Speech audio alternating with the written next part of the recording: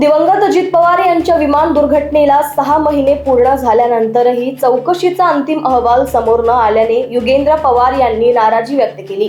CID आणि DGCA कडून चौकशी सुरू असली तरी अद्याप ठोस निष्कर्ष जाहीर झालेला नसल्याचे त्यांनी सांगितले। सीसीटीव्ही फुटेज आणि संबंधित तपासाची माहितीही अद्याप समोर आली नसल्याचा दावा करत दुसरा चौकशी अहवाल तातडीने प्रसिद्ध करण्याची मागणी त्यांनी केली।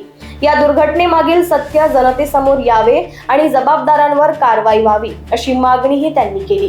आज आपल्या दादांना जाऊन 6 महिने होत आहेत। एकतर 6 महिने असे भराभरा गेले की कळलंच नाही आणि पहिल्या दिवसापासून आमची सगळ्यांची इच्छा आहे, मागणी आहे की एक सखोल चौकशी झाली पाहिजे। त्यांनी पहिल्या महिन्याभरात आपल्याला एक प्राथमिक अहवाल तिथं दिला, पण तो आम्हाला काही पटला नाही।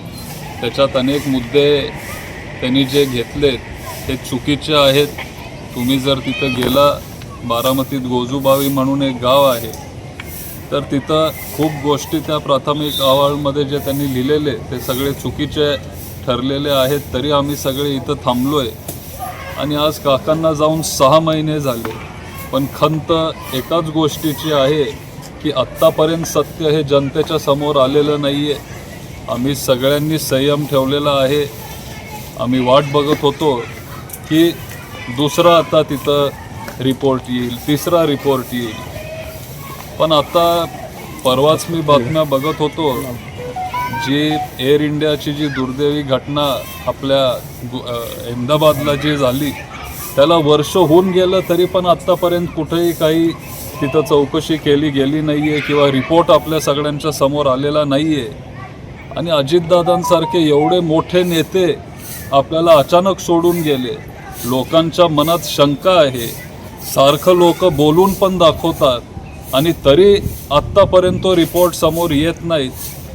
ह्याच गोष्टीची खंत आहे आणि वाईट वाटतं आणि आमची सगळ्यांची इच्छा आहे, अपेक्षा आहे की लवकरात लवकर त्या दुर्दैवी घटनेची माहिती आमच्या सगळ्यांच्या समोर यावी आणि नक्की त्या दिवशी काय झालं, कसं झालं, व्हिडिओ, साधे सीसीटीव्ही व्हिडिओ मुंबई एअरपोर्टचे अजून आपल्या समोर आलेले नाही आहेत आणि लवकरात लवकर ही सगळी चौकशी झाली पाहिजे। CBI चौकशी करत आहे, CID असेल, आपलं DGCA असेल, सगळे जर एवढी चौकशी करत असतील तर मग हे सगळं समोर यायला एवढा वेळ का लागतो, हाच प्रश्न माझ्या आणि सगळे जे बारामतीचे सर्वसामान्य जनता आहे त्यांच्या मनात आहे। Bureau report, Lokvahini media, Pune.